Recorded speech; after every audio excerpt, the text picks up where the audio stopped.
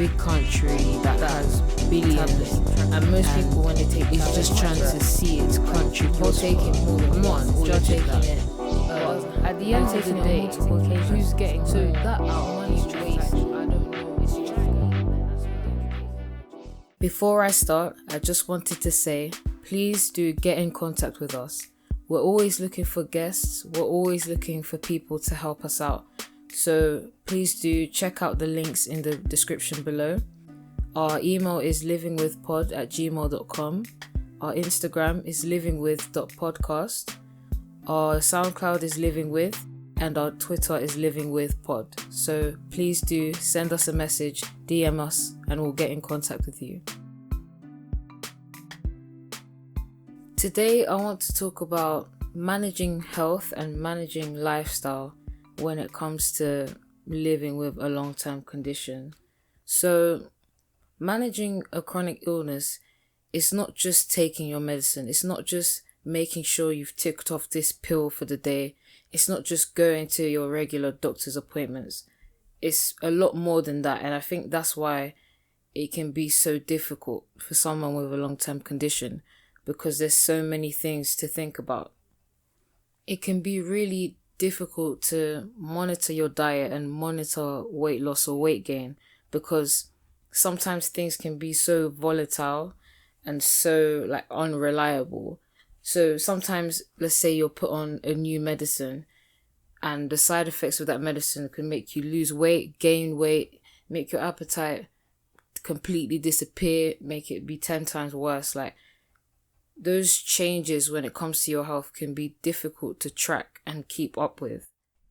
That's why it's so important for people with an illness and people in general to never ever compare your lifestyle and your health condition to someone else's, because you're not helping yourself at all if you do that.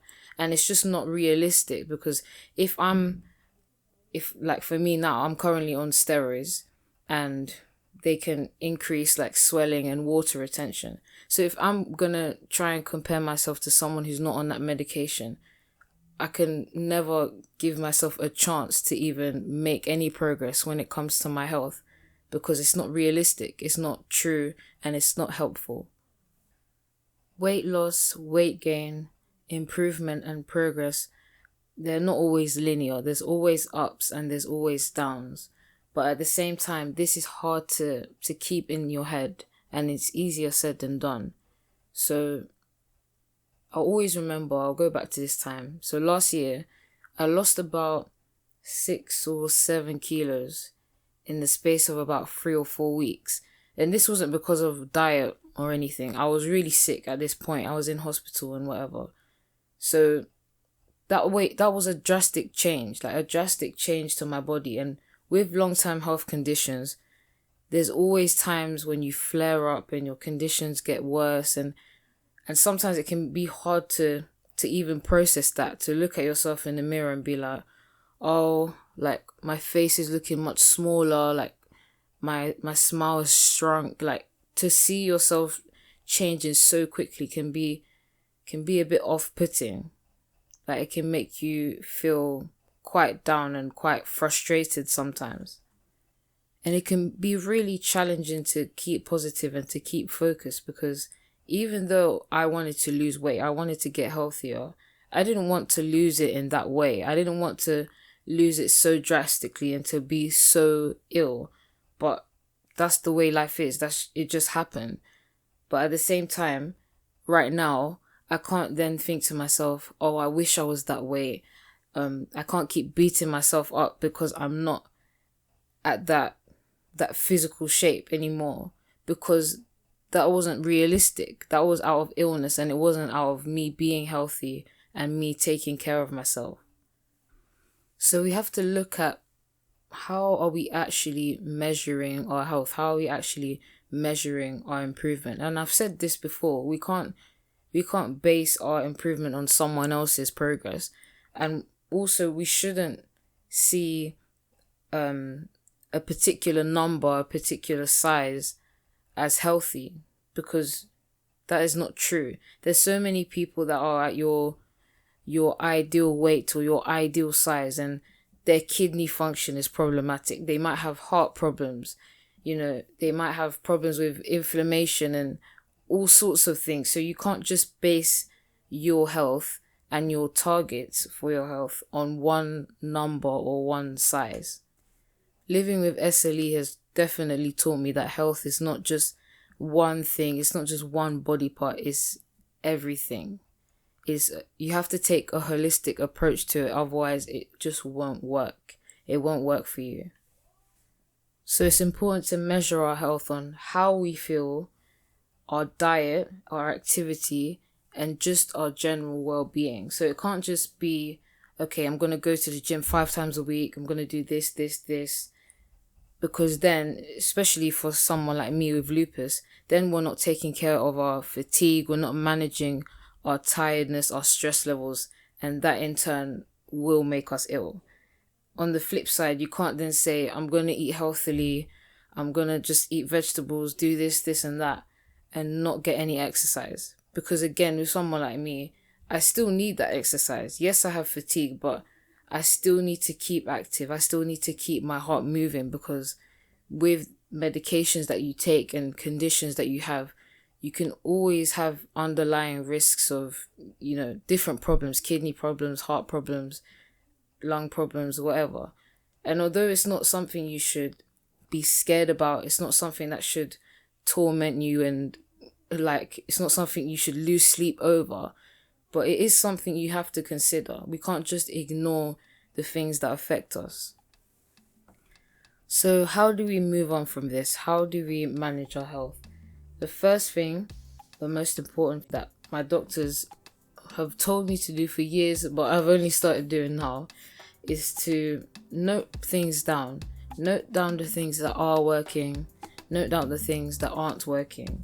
So, for example, I've always had milk, I've always had dairy products for a long time, but at the same time, I've always had skin problems like eczema and rashes. And only recently, I've swapped and I've started to drink more like almond milk, less dairy products. And it's helped, it's definitely helped. So that's one thing that I've noted down, something that I'll keep doing. At the same time, you have to note down the things that maybe aren't working for you. Like, I've also noticed that sometimes if I have too many gluten-filled foods, that can also give me spots. So that's something that isn't working for me, and maybe I'll note that down, and maybe I have to cut down on that. So that's something I have to do. It is annoying. It can be annoying to have to note down, okay, this makes me react in this way, this medicine is giving me this side effect. And especially when you have a long-term condition, it's never just one pill that you're on. It's 3, 4, 5, 6, however many you're taking. So it can be annoying and a bit frustrating, but in the long run, it will really help you out, especially for when you're traveling, when you're away from home, going out. You know the things that you need to avoid. You know the things that will sort of make you flare up, and the things that will be okay, make your body stay calm and not react too badly. Another thing is to be diligent. Be diligent with the things that you're consuming, whether it's filtering water instead of just drinking tap water, or checking, okay, how much iron am I actually getting a day, how much protein am I actually getting a day. Not necessarily counting each and every decimal, but just having some idea of it, because again, with long-term conditions, our vitamin levels and just our health in general is always compromised. There's always something that might be on the low side or might be on the high side, something that, if it's too high, like salt, for example, might ruin our kidneys and make us have a bit of kidney problems. So it is good to really have an idea of what you're eating, not just comfort eating, not just eating whatever's on the table, and actually having the confidence especially when you're out, to say, you know what, I can't eat this. even if all your friends want to go to this restaurant and all your friends want to eat this food, maybe you can't, and that's okay. You're not being picky. You're not being self-centered. In fact, you're being self-aware and you're helping others, because now if you tell them, they'll know next time, okay, let's not go here. And it will benefit all of you. It's not just you being selfish. So make sure you're diligent with that. You know what's actually going into your body, and not being ignorant, not just being like, you know what, I buy this all the time, so why can't I just keep buying it? Like, especially when you get an illness like midway through your life, there's some things that you used to do that you can no longer do. It's sad, but that's just the way it is. So there's some things that we have to change and adapt to the lifestyle we live now. And if we don't do that, then we're only hurting ourselves. We're only harming ourselves. So yeah, make sure you keep your vitamin levels up, whether that is medication, whether that is through food and what you eat. Make sure that you understand what's going inside your body. And this isn't just food as well. This is also when it comes to medication. Like, often when we talk to our doctors, when we see our doctors at our appointments, we just want to go in and out. Like, we don't want to ask too many questions. We don't want to seem annoying. We don't want to hear something that we don't want to hear and end up worse than when we came in before. We just want to go in and out. But sometimes you actually need to know what you're putting into your body. Even though your medicine, you might not be able to pronounce the name, but you still need to know at least what it does, what might be in it, and most importantly, the side effects and how it will affect your body. Because if we don't know those things and something happens, then yeah, it might frighten us and we might not be aware of what's going on, when actually we could have just read the instructions on the tablet box and everything would have been fine. So yeah, do read. Don't like overfill your mind with facts and worries and whatever, like, but do be aware of what you're putting inside yourself. Also, when it comes to medication, read the directions. Like, you could be taking a medicine for 3+ years and realize you're taking it wrong. So do read the directions, no matter how clever you think you are, how many times you think you've taken this medicine. Just know what you're doing. Because some medicines, they work better and they're more effective when you eat something. Some medicines, like especially capsules, like when you get the mycophenolate capsules, they definitely work better when you don't eat something with them. So yeah, just time your schedule and your eating patterns around that. Maybe take this medicine in the morning, this medicine in the afternoon. Like, yeah, just plan it out. Make sure you know what you're doing. Also, when you're dealing with chronic fatigue, manage your stress levels and your tiredness levels, your energy levels, because that is really important. Like, taking naps, as much as I hate taking naps and I always try and fight them, they are really important.